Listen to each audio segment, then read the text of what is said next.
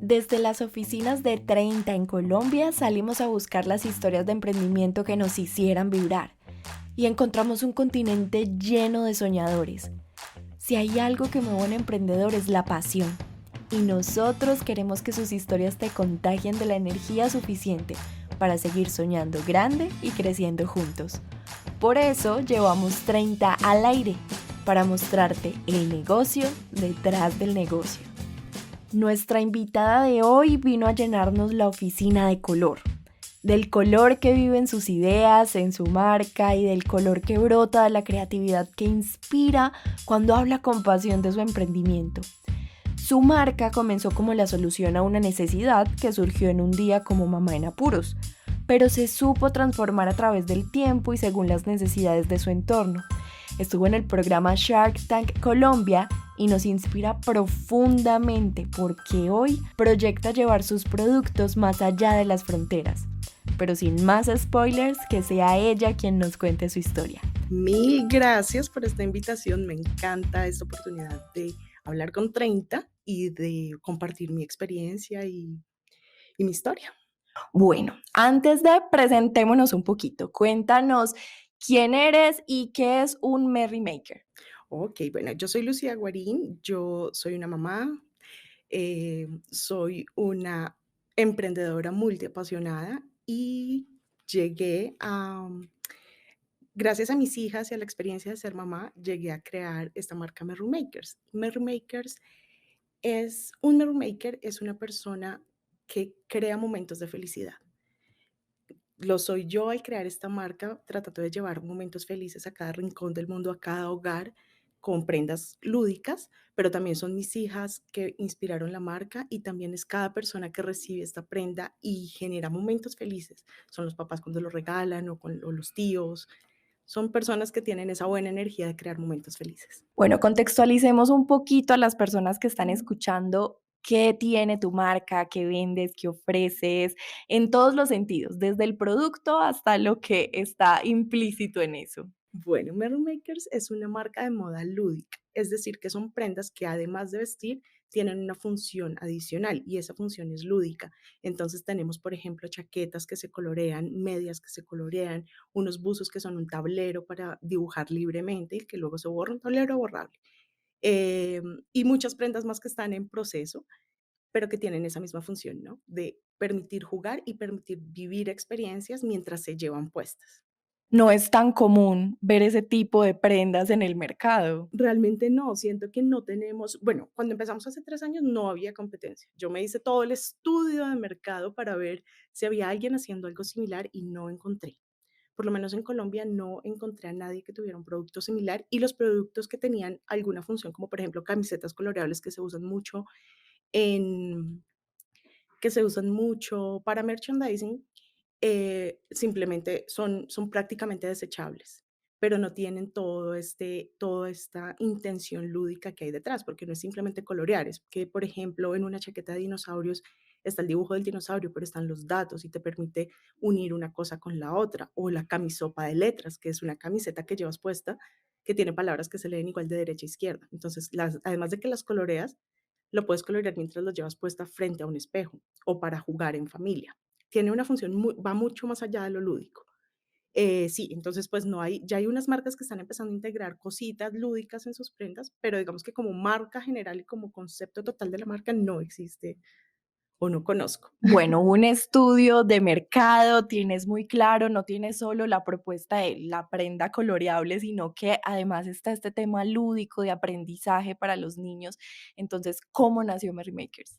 Bueno, yo trabajé en una textilera, yo era una persona de oficina, pues, y y trabajé en una textilera, entonces ahí aprendí, a pesar de no ser diseñadora, aprendí todas las cosas maravillosas que se pueden hacer con los textiles. Y ahí yo tenía esa espinita del diseño que siempre quise estudiarlo y siempre quise hacerlo, pero pues como que cuando tuve que elegir carrera me dio miedo. Entonces, cuando salí de la textilera, salí porque había nacido mi segunda hija y mi trabajo implicaba viajar mucho. Entonces, yo me retiré y en una cita médica estábamos en una sala de espera con mis 2 hijas y yo no sabía qué más hacer para entretenerlas, jugábamos, ellas corrían por todo lado y yo dije: "Qué rico tener algo que uno pueda llevar a todas partes, que sirva para jugar y entretener a los niños". y no me implique tener que cargar un arsenal de juguetes o tener que darles el celular, porque aparte de que yo lo necesito, no quiero que me lo dañen, pues tampoco es sano para ellos estar pegadas a la pantalla. Y ahí me empezó a rondar la idea y una semana después dije: "No, ya, esto es una chaqueta coloreable, eso es lo que hay que hacer".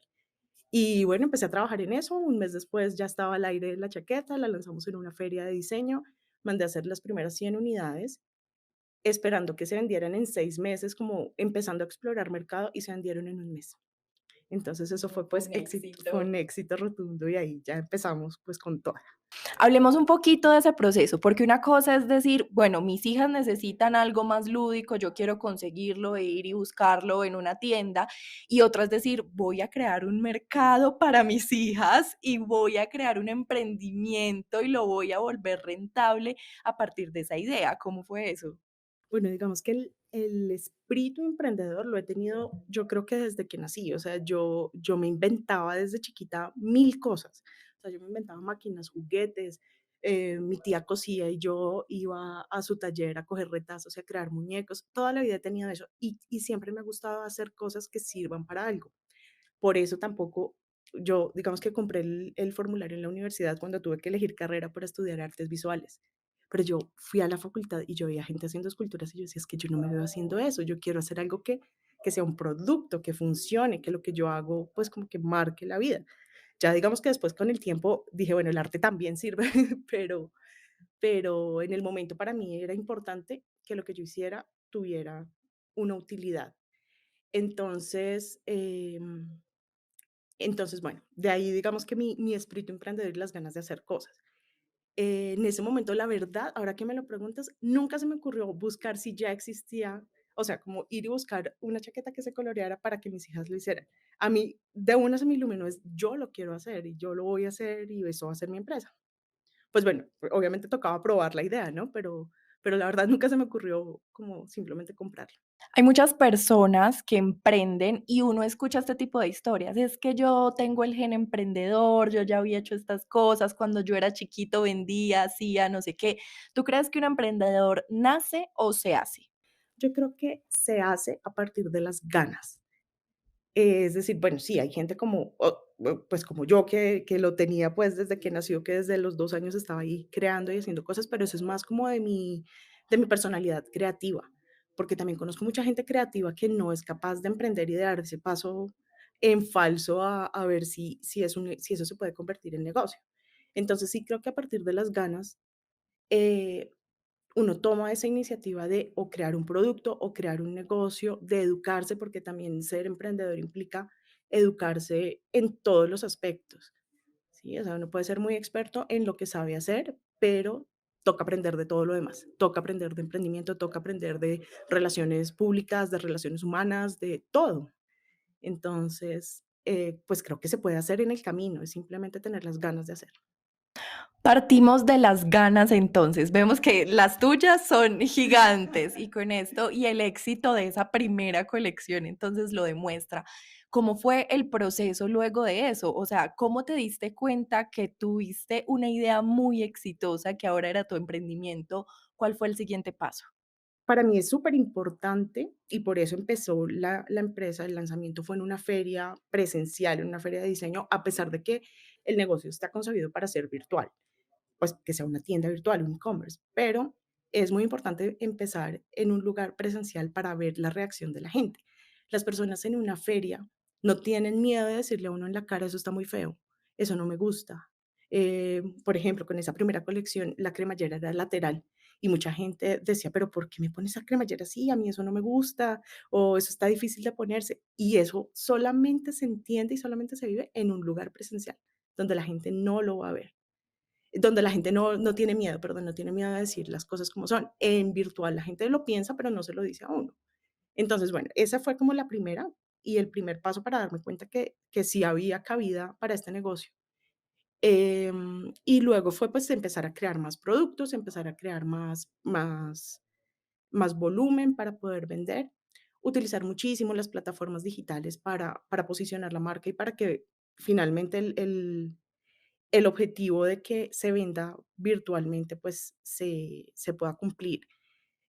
Pero, pues, obviamente no todo es tan maravilloso. Yo a los 6 meses estaba feliz con la idea, empecé a buscar otros lugares para poner el producto presencialmente, para aprovechar la temporada de diciembre, que es buenísima, y dejé todos los productos en una tienda de diseño donde me estafaron, donde perdí No.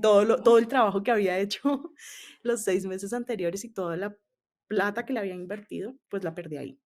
Esa fue una tienda que, pues, me estafó a mí, estafó a muchos, donde muchos quedamos otra vez de cero. Y además, eso fue a finales de 2019, cuando en marzo yo dije: "Bueno, vamos a volver a empezar", se vino la pandemia. Entonces, bueno, pues son cosas que pasan y lo mismo, volvemos a lo mismo, las ganas de que este emprendimiento funcionara, de que esta marca funcionara, y que yo sabía que el problema era una estafa, que era una pandemia, pero no era el producto. Pues me hicieron, tomar otra vez impulso y empecé a presentarme a cuanta convocatoria y premio, hubiera por ahí, y hasta que me gané uno. Me gané el premio de FedEx en 2020 y ahí, pues, saldé de deudas, volví a crear más productos, volví al ruedo y además aproveché también la pandemia, uno, para educarme más, para prepararme mejor para enfrentarme a lo que se venía y, también para darle la vuelta un poco al producto y pues ya era un producto que no iba a acompañar a las familias en la sala de espera, pero podía ser un producto que podía ayudar a los papás que estaban en home office, con niños en homeschooling, a distraerlos un poco para que no le interrumpan la reunión, para que, bueno, pues sea un poquito más amigable esa convivencia de todos en la casa. Mencionaste un montón de cosas frente a las que quisiera que ahondáramos muchísimo más, porque creo que esta historia hace que se visualice muy bien los dolores de muchos emprendedores, los que tienen que ver con las críticas, los fracasos, diferentes tipos de fracaso y cómo eso sirve de aprendizaje y resurgimos de ellos, el hecho de llegar al dolor de tus usuarios para curarles ese dolor. Mira que tu marca nació con un objetivo y luego dijiste: "No, el dolor que hay en este momento en el medio es este, voy a solucionar esta otra cosa, porque mi producto también funciona". Entonces, vamos de a poquitos, empecemos de a uno. Empecemos por la parte de el fracaso, ¿listo? Las críticas, por ejemplo, es lo primero que se puede tomar de pronto muy personal, sobre todo cuando los emprendimientos nacen de algo que a uno le apasiona, que le gusta, del corazón. Entonces, que alguien te diga: "Esto no me gusta, esto no me funciona", se puede tomar como: "Ah, lo hice mal, es que esto no va a servir, a la gente no le va a gustar". Pero tú estabas hablando de cómo eso es necesario para las marcas, entonces cuéntanos cómo fue eso en tu caso. Bueno, definitivamente es muy necesario y yo creo que uno como emprendedor también tiene que entender que para gustos los colores. Lo que uno hace no necesariamente le tiene que gustar a todo el mundo. Hay gente a la que le gusta la idea, pero no el producto. Hay gente a la que le gusta el producto, pero no el uso que se le da. Y a partir de esas cosas es que uno puede empezar o a fortalecer su marca o a modificarla de acuerdo al mercado al que uno le quiere llegar o al que mejor se adapta a lo que uno quiere. Pero creo que sí, hay que ser, por eso también decía que hay que educarse y también educarse emocionalmente, porque uno no puede tomar lo que le dicen de su producto, de su marca, de su empresa, como una cosa personal. La gente no lo ataca a uno, ataca lo que no le gusta de la empresa. Hay que entender que la gente funciona así, o sea, hay que entender que la gente, que los haters en internet, pues tendrán su dolor interno y a veces, y hay que filtrar cuando me están criticando mi producto y cuando quieren molestar. Hay que filtrar los comentarios que le hacen a uno presencialmente. Hay que filtrar lo que los expertos también le dicen a uno. Yo he acudido mucho y me he apoyado muchísimo en la Cámara de Comercio y los expertos de allí en los cursos, en las capacitaciones, no, lo mismo, no tienen problema en decir: "No, mira, te estás enfocando mal, esa no es tu propuesta de valor, ese modelo de negocio no te está funcionando". Hay que saber filtrar, no tampoco ciegamente hacerle caso a todo lo que le dicen, pero sí filtrar y decir: "Bueno, esto me sirve y esto no". Transparentemente y con tranquilidad, y sin dejar que eso le afecte, porque también pasa que mucha gente deja que le afecte tanto lo que pasa en su emprendimiento, que al final termina enfermo, termina afectando su vida personal y laboral y todo. Y hay que entender eso. A mí, hay mucha gente que dice que sus emprendimientos o sus empresas son sus hijos, y a mí eso me incomoda mucho, porque tú una empresa la puedes vender, tú una empresa la puedes acabar, un hijo no. Un hijo ni lo vendes, ni lo acabas, ni lo puedes cambiar como una empresa. Entonces, creo que sí es importante distinguir esas 2 cosas y entender que tú puedes defender con tus dientes con los dientes a tus hijos, pero el emprendimiento no. Al emprendimiento hay que verlo como con cabeza fría y con objetividad. Me encanta mucho esa perspectiva que pones, creo que es un muy buen ejemplo y creo que también va muy de la mano con lo que hablas de la educación, o sea, yo esto te lo ha dado no solo la trayectoria, sino instruirte en muchos temas. A veces cuando mencionamos educación, las personas se remiten a la educación formal, académica exclusivamente, pero la educación es algo mucho más amplio, sobre todo en este tiempo donde está en la palma de la mano y hay tantas plataformas, lugares donde podemos educarnos y aprender mucho más sobre esos puntos débiles para reforzar en el emprendimiento, sobre todo cuando estamos en una etapa donde no nos alcanza el presupuesto para tener muchos empleados que nos ayuden con esas cosas que nos gustarían. ¿Cómo ha sido tu proceso de educación? ¿Dónde te educas? ¿En qué tipo de temas te educas? ¿Qué es para ti educación? Bueno, educación es todo lo que te permita quitarte algún velo que tienes y dejar pues, conocer algo nuevo. Esa educación se puede dar, obviamente, de manera formal. Yo estudié lenguas modernas, fue mi pregrado, em, y luego hice un máster en marketing. Pero te digo que lo que he aprendido después de otras maneras ha sido muchísimo más valioso que lo que aprendí en ese máster. Empezando el emprendimiento, lo que te decía, me apoyé muchísimo en la Cámara de Comercio, que tiene un montón de programas especializados, específicos para eso que uno necesita. O sea, si uno necesita saber sobre finanzas, hay un curso sobre finanzas. Si quieres aprender a manejar redes sociales porque no sabes ni siquiera abrir Instagram, hay un curso para eso, gratuito para todos los empresarios, tengan o no tengan idea de negocio. Entonces, pues al principio me apoyé mucho en ellos, porque yo venía de un mundo corporativo en donde tienes una tarea puntual, pero no sabes del resto. No sabes de finanzas, no sabes de cosas legales, no sabes de nada de eso. Entonces me apoyé mucho en ellos tienen una ruta de emprendimiento. Entonces, pues me hice toda esa ruta de emprendimiento y pues valiosísima, porque además se aprende sobre la práctica. Luego quería aprender sobre SEO para poder hacer mi página web, entonces hice un curso en doméstica. Y así, voy buscando dónde hay un curso o dónde enseñan lo que yo quiero aprender y a partir de ahí aprendo. Otra forma de educarse es buscar expertos y buscar mentores. Eso también es valiosísimo porque la experiencia de personas que ya pasaron por lo que tú estás pasando es valiosísima y eso no se encuentra en un libro ni en un curso. Eso te lo dice una persona que ya lo hizo en una conversación, en un chat, tomándose un café. Entonces, ahí está. Y obviamente aprender de lo que uno está viviendo. No simplemente vivirlo y dejarlo pasar, sino reflexionar sobre eso, escribirlo, tener un registro de lo que está pasando. Algo que mencionaste ahí muy importante es parte de lo que queremos justamente con este podcast. Nosotros creemos que la educación viene desde muchos lugares y queremos tener esos emprendedores que mediante su experiencia, sus historias, contagien a otros de esa misma vibra. Tú, por ejemplo, con esas ganas, con esa curiosidad todo el tiempo de aprender más. Siento que de los fracasos de otros podemos aprender muchísimo, escuchar los procesos, escuchar las cosas necesarias, incluso si no es nuestro mismo tipo de negocio, nos sirve para entender el mundo del emprendimiento, para inspirarnos, para animarnos a hacerlo. Entonces, creo que es muy valioso escuchar, hablar con otras personas desde la experiencia. Definitivamente. Mira, lo que yo más aprecio y creo que más me ayudó a empezar fue en esa primera feria hablar con los otros emprendedores que estaban ahí. Había personas que llevaban 5 años, 10 años, otros que estaban empezando como yo, otros a los que acababan de empezar, pero no les estaba yendo tan bien. Y esas conversaciones entre atender un cliente y otro, en las que empezábamos a contarnos, a darnos tips, a darnos ayuda, son valiosísimas. Ahora, si eso se transpola a un podcast, a otro tipo de escenarios, a los en vivos que se hacen, que se pusieron tan de moda en la pandemia, pues es muchísimo más valioso. O sea, llega mucha más gente y de pronto le llega el mensaje a esa persona que está pensando si empezar o no, o que está en un momento grave de crisis en su emprendimiento y no sabe si seguir o no.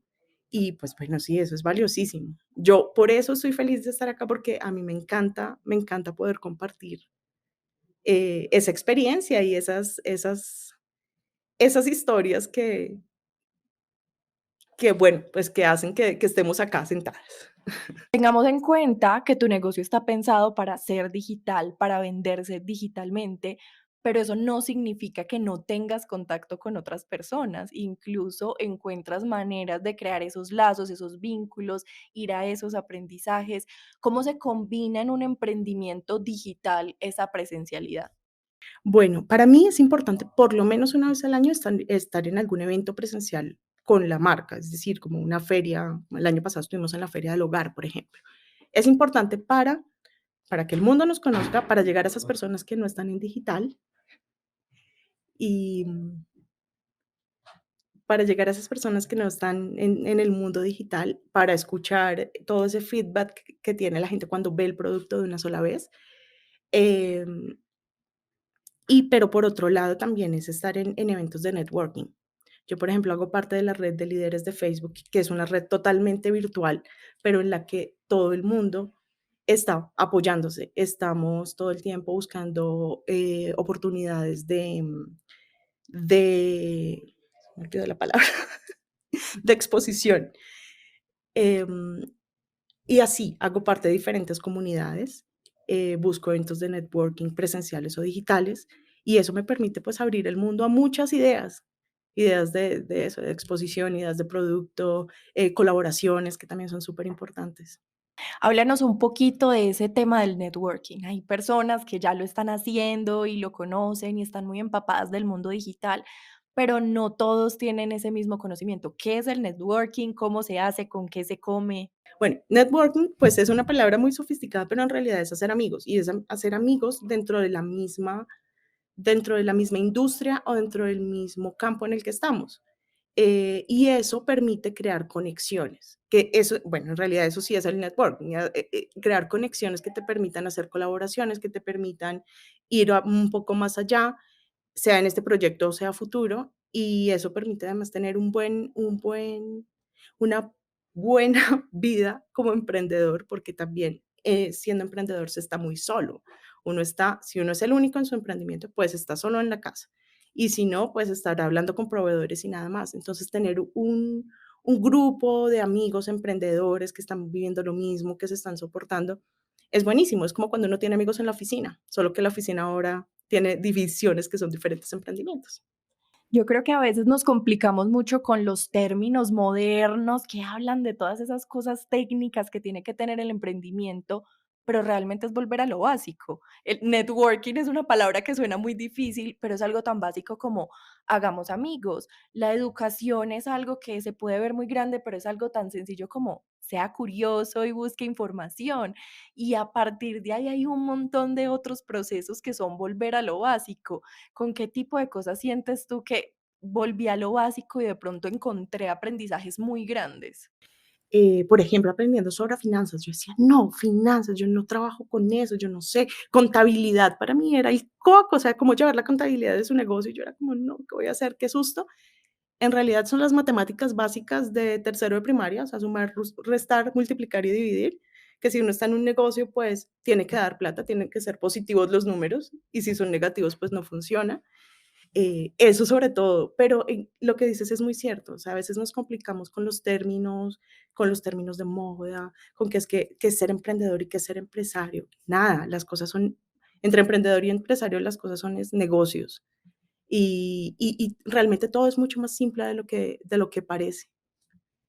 Bueno, hay algo que da un poquito ese espíritu emprendedor y el aprendizaje en el camino, y es esa diferencia entre tener un sueño y algo que quiero empezar a generar como negocio y monetizarlo. Rentabilidad es otro cuento muy diferente. ¿Cómo llegaste tú a ese punto donde dijiste, listo, estas son mis prendas, tienen un objetivo, voy a sacar la producción, la voy a llevar a feria, ya hablamos del éxito, de cómo fue el proceso, la pandemia? ¿Cómo empezamos a evaluar esos temas de que, listo, el emprendimiento también tiene que funcionar para mí monetariamente? Bueno, pues yo creo que el primer paso, lo digo ahora que lo aprendí, porque cuando empecé no fue así. Cuando empecé con desorden, pero ahora que lo sé y si tuviera que volver a empezar, creo que tener un registro de todo es muy importante. Si yo decir, bueno, voy a sacar 100, pero ¿por qué 100? ¿Cuántas personas van a ir a esa feria? ¿Será que 100 sí son suficientes o qué tal que no sean suficientes? ¿Qué tal que necesite más? Para mí fue como 100 es lo que yo creo y ya, y me lancé. Pero creo que sí estudiándolo un poquito mejor, pues a partir de eso se empieza a evolucionar y tener el registro de con cuánto empezaste, cuánto fue tu costo, pero el costo de verdad, no cuánto me cobró este y hagamos una sumita, sino regístralo, cuánto te costó eh, el carro, la gasolina del carro con el que llevaste las cosas a ese destino. Porque en un principio es la plata del emprendimiento se va volviendo de bolsillo y es como yo invertí aquí, recupero y me quedo este poquito y ya. Pero después con el tiempo y cuando va creciendo la operación, te das cuenta que cada paso que das para llevar un producto desde la idea inicial hasta las manos del cliente final tiene un costo y hay que incluirlo desde el principio. Y ahí es cuando sabemos si realmente eso está siendo rentable o no, o si se me está yendo por un bolsillo roto un montón de gastos que no estoy contemplando. Nosotros somos insistentes con el tema y tratamos de recordarlo en todos nuestros canales a nuestros usuarios o a las personas que recién están llegando a 30, y es el registro diario es muy importante. O sea, tener una periodicidad diaria, semanal, quincenal, mensual, el control de lo que entra, lo que sale, cómo se está moviendo. Uno, pues es lo que tú dices, o sea, tener el conocimiento de cómo se está moviendo la plata, pero también ayuda a tomar decisiones estratégicas. Eso da posibilidades más adelante. Tener ese orden, ¿cómo te ha ayudado a ti a crecer o a tomar decisiones con estrategia? Bueno, te cuento, y esto no es patrocinado, pero te cuento que yo empecé a organizarme cuando descubrí 30, precisamente porque yo llevaba todo como en Excel, pero a veces ese Excel como que no, como que a veces lo tenía en el computador, pero otras veces en la nube y se me olvidaba registrarlo y como que no era tan amigable. Y cuando descubrí 30, yo dije, ¿qué es esta maravilla? Porque podía tener el control de inventarios, que también me ayuda mucho a saber cuánta plata tengo en inventarios, y el control de gastos y el control de las personas que me deben, por ejemplo, los distribuidores o las tiendas donde tenía cosas en consignación, cuánto me deben, cuánto tengo que cobrar. Eso me ayudó a organizarme muchísimo. Y, y definitivamente, y lo que tú dices, pues las decisiones estratégicas parten de ahí. Otra cosa, cuando uno quiere, por ejemplo, crecer más, presentarse a una convocatoria, presentarse a un concurso o algo así, es absolutamente necesario tener claros los números del negocio. Es absolutamente necesario saber cuál es tu margen, cuál es tu ganancia, cuánto es el costo, todos estos números que mm, suenan complicadísimos, pero en realidad no lo son tanto. Entonces, pues sí, hay que buscar herramientas para desde el día uno tener eso muy claro. Para darles ahí un contexto, esa es una de las razones por las que Lucía está aquí, no solo porque tiene un emprendimiento y una propuesta de producto muy valiosa, sino porque usa 30, conoce 30 y le ayudó con esta parte financiera. Entonces, nos inspira mucho. Estas son las historias realmente que nos conectan demasiado porque esta es la filosofía de 30, o sea, nosotros queremos digitalizar, ayudar a los emprendedores en toda Latinoamérica. Entonces, ver este proceso real con una historia, verlo tangible, tenerte aquí, es algo muy especial y queremos transmitir esa inspiración a quienes nos están escuchando, a otros usuarios, para que vean todo el universo de posibilidades que tienen y pues que nosotros somos ahí los aliados. Entonces, hablando de números, de cifra, de tenerlos claros, hay un tema en el que quiero que entremos y es un momento en el que tuviste que tener tus números muy, muy claros y fue tu paso por Shark Tank. Para quienes no saben, Shark Tank es un programa donde un grupo de inversores hacen propuestas a emprendedores. Ellos tienen que hacer un pitch encantador para que decidan invertir en su negocio. Aquí estuvimos en Shark Tank Colombia. Entonces, cuéntame un poquito cómo fue eso. Bueno, Shark Tank es definitivamente una oportunidad única y maravillosa para cualquier emprendimiento. Se aprende desde el momento en el que uno sabe que va a participar, porque hay que prepararse muy bien, hay que aprender a hacer un pitch muy bien, hay que aprender a transmitir en todos los niveles esa idea que uno tiene. Hay que saber muy bien los números, hay que prepararse muy bien, pero en tiempo récord para hacer una presentación. Hay que estar dispuesto a recibir críticas y aprender de ellas, pero definitivamente es una forma de probar que también estás tú como emprendedor y que también está tu negocio. Lo estás probando con los más duros del emprendimiento, los que han invertido en empresas muy exitosas, los dueños de empresas muy exitosas. Y eso es una oportunidad que no se le da a todo el mundo y que hay que saber aprovechar muy bien. Para mí Shark Tank ha sido una experiencia maravillosa, no solamente de lo que salió de allí, que pues fue una propuesta muy importante, sino todo lo que viene después. Alianzas, oportunidades, una cantidad de clientes increíble y la posibilidad de que te vea toda Latinoamérica, porque es un programa que sale en toda Latinoamérica. Entonces, sí, definitivamente es una oportunidad maravillosa que a mí me trajo un crecimiento acelerado que sí me esperaba, pero un poco más adelante. El episodio está en YouTube para todas las personas que lo quieran ver. ¿Cómo lo pueden buscar? Pueden buscar el canal de Shark Tank Colombia en YouTube y ahí está el capítulo, lo encuentran como moda interactiva. En este caso son los inversores, pero el proceso de emprendimiento tiene muchos sharks que están ahí pendientes de todo ese tipo de cosas que te van a hacer esas críticas fuertes y tienes que estar preparado para vender tu producto, para sostener en lo que tú crees, lo que estructuraste, en qué episodios de tu vida o en ese proceso de emprendimiento te has visto en esa necesidad de convencer a las personas de que lo que tú haces vale y que te compren y que es muy bueno y por qué. Pues cuando empecé este proyecto fue con mi primer inversionista, que fue mi abuelo. Convencer a la familia es muy difícil, es incluso más Ujú. difícil que convencer a un shark, porque la familia tiene miedo de que te vaya mal. Entonces siempre te van a decir, no, pero ¿para qué? No, pero si usted tiene experiencia en una empresa, pues siga trabajando en empresa. No, ¿por qué no compra un apartamento y que eso le dé renta? ¿Pero para qué se va a meter en ese lío? Ese fue mi abuelo fue el primero que invirtió en la empresa y fue el primero que tuve que convencer.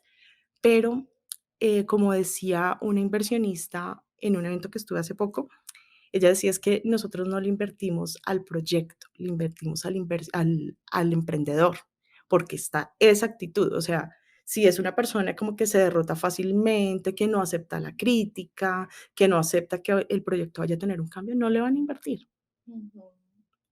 no le van a invertir, porque todos los proyectos se pueden cambiar, se puede cambiar el precio, se puede cambiar el material, se puede cambiar todo, pero el empresario no. La actitud, las ganas de seguir, la persistencia y como la resiliencia a todas esas críticas, pues eso sí va en la persona. Es difícil porque a veces esas personas más cercanas son los críticos más duros. Uno a veces quisiera encontrar ese apoyo en sus amigos, en su familia, en su pareja, y dice, no, tengo este emprendimiento con esas ganas del emprendedor cuando dice, encontré esta idea y esto es, y a veces se estrellan contra el muro de que no, no siempre le van a decir, sí, muy bien, hazlo, y que a veces hay críticas muy objetivas que es bueno tenerlas en cuenta para visualizar qué podemos hacer, pero también hay críticas que vienen desde el miedo y miedos que no son propios y vienen debajo de estructuras que nos enseñaron que deben ser, por ejemplo, es mucho más fácil estar en una empresa, tener un sueldo fijo, cumplir un horario, que arriesgarse a no tener la plata para sobrevivir en el mes. Emprender es un viaje y es una odisea y eso es como caminar por el desierto descalzo, sin agua, buscando el oasis. Y aún así las personas lo hacen, se animan, se atreven, les gustan. ¿Por qué?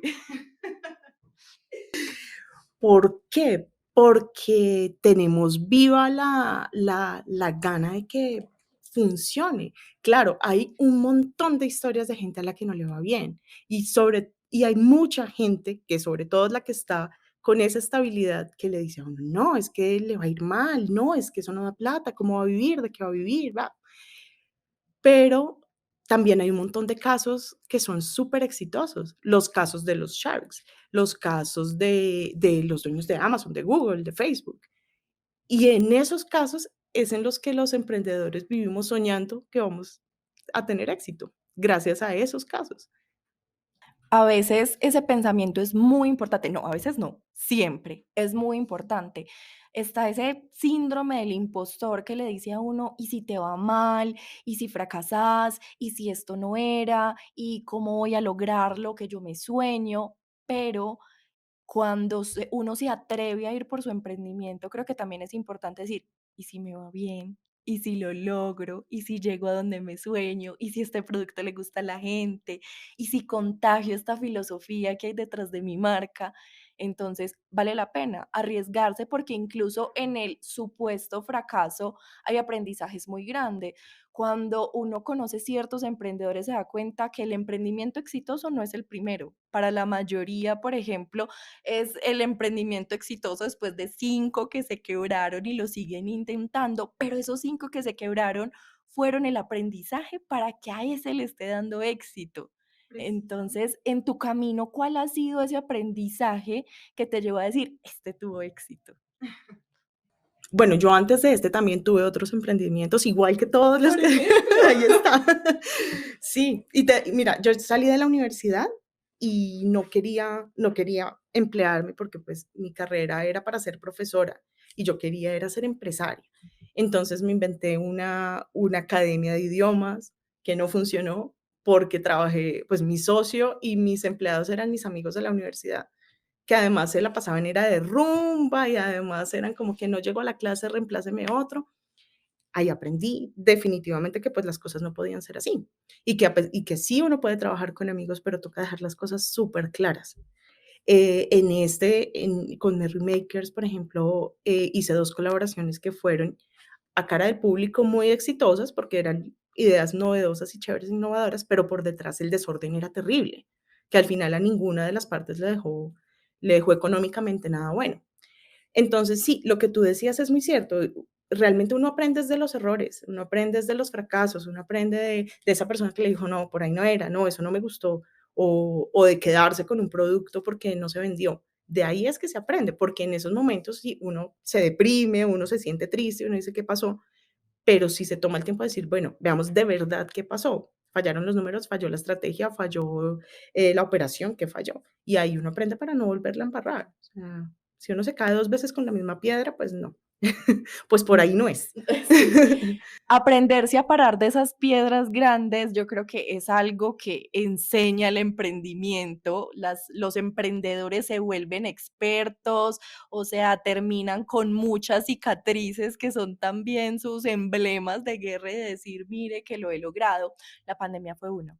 Creo que esto desestabilizó muchísimo diferentes tipos de emprendimiento y que tú hayas podido darle vida a esa nueva forma de esta idea en ese proceso es muy valioso. Ahorita nos quedamos en la historia entonces de cómo lograste cambiarle un poquito el enfoque. ¿Qué ha pasado después de eso? Yo le agradezco a la vida haber tenido que vivir en una pandemia. Me encanta haber estado ahí porque eso nos desestabilizó a todos. Pues a mí me cambió, o sea, yo tenía todo un discurso de cuando usted esté en la calle con un niño, lleve la prenda para que no se encarte con otras cosas. Y llegó la pandemia y la gente ya no salía y ya no necesitaba una chaqueta porque pues en la casa, ¿qué? Eso me obligó a crear nuevos productos y a darle un discurso diferente a mi empresa, que además me abrió las posibilidades de unos públicos totalmente diferentes. Empecé a crear productos también para adultos, igual lúdicos, pero también para adultos. Entonces, bueno, pues por ese lado fue buenísimo. Me dio el tiempo que se necesitaba para para capacitarme mejor en esas áreas a las que yo le tenía miedo. Y me dio también mucho tiempo de estar con mis hijas, porque terminé educándolas en casa casi 2 años, y pues estar con tu cliente final 24 horas al día, pues también te da una perspectiva diferente de las cosas. Después de eso, pues ya terminando la pandemia me gané el premio, que fue como, listo, ya estudié, ya aprendí todo lo que tenía que aprender, ahora tengo con qué invertir. Y también me hizo darme cuenta que no podía estar yo solamente em, abarcando un público chiquito, sino que tenía que buscar formas de que el mundo entero me conociera, porque mi idea ya estaba validada y necesitaba que, pues, que llegara a cada rincón del mundo. Ahí mencionaste a las musas de todo este proyecto, que también fueron, me imagino, el primer conejillo de Indias, el cliente principal. El emprendedor no es emprendedor solo, normalmente emprende él y todo su círculo cercano. Entonces, ¿cómo han vivido ellas ese proceso? No, ellas aman esta marca. De hecho, mi hija mayor, ella tiene 6 años, en la pandemia, a ella le encanta el diseño, le encanta la moda, le encanta todo eso. Encontramos un curso de diseño de modas para niños y ahora ella es diseñadora de la marca. Ella fue quien se No. inventó la camisopa de letras, por ejemplo. Genial. Y es una muestra de cómo entonces eso se transmite a todo el entorno familiar. Totalmente, es que es increíble, pero y no solamente en mi caso, o sea, siempre detrás de la historia de un emprendimiento, de un producto, hay una necesidad que había en una familia. Entonces, sí, definitivamente. Mi mamá, bueno, mi mamá no, toda mi familia es de profesores, y para ella también es una maravilla tener una prenda coloreable con sus estudiantes, por ejemplo.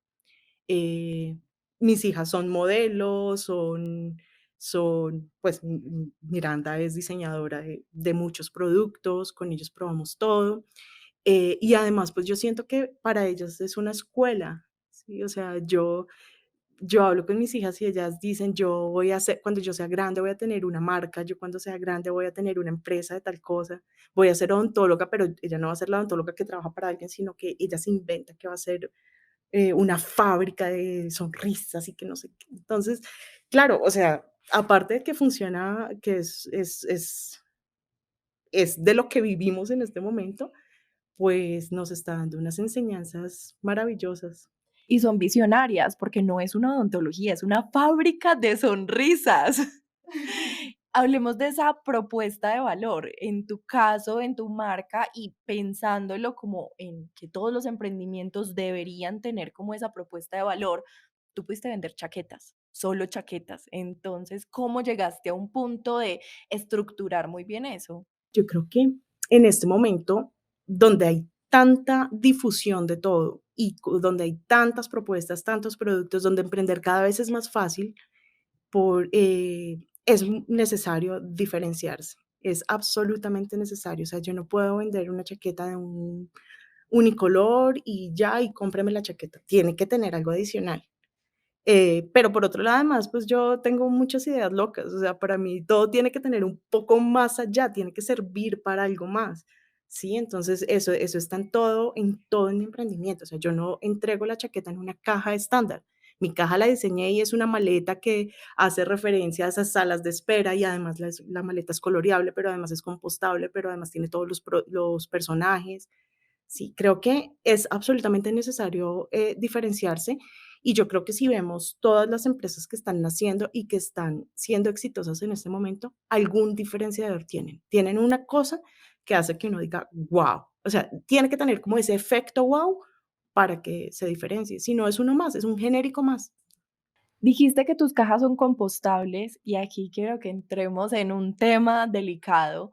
Es importante en la época en la que estamos concebir una marca no solo desde el producto, la propuesta de valor y todo lo que hablamos anteriormente, sino también el impacto que tiene. Y el impacto puede ser social, puede ser ambiental, abarca como muchas cosas. Ya la parte social la tenemos, esto es para familias, es lúdico, el aprendizaje, pero entonces la parte ambiental también está presente. Es muy difícil pensar en un medio ambiente que está un poco colapsado, cómo nuestro producto puede impactar en la menor medida posible. En tu caso, ¿cómo lo logras? Desde la concepción del producto, la idea es que sea, primero, un producto de buena calidad para que sea heredable, para que se pueda utilizar muchísimas veces y lo pasen de hermano a hermano menor, entre primos, entre todos, que sea heredable.